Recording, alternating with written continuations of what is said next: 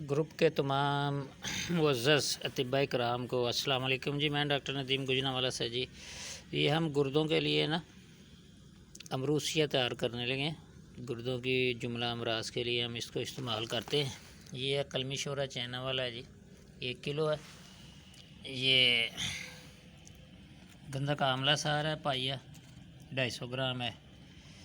काली मिर्च है 50 ग्राम, 50 ग्राम है बलावें, और ये रेठे हैं 1 पाव।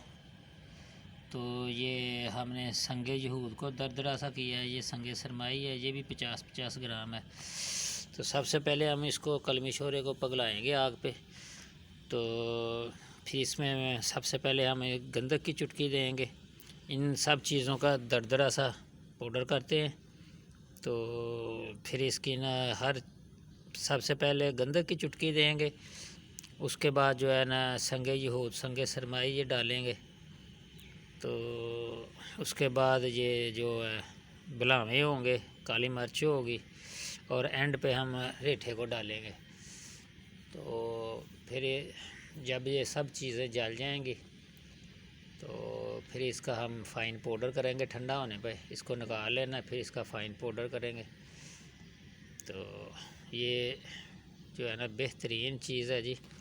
ये अमरूसिया तैयार होगा गुर्दों की जुमला अमराज के लिए। वस्सलाम, डॉक्टर नदीम गुजरांवाला से।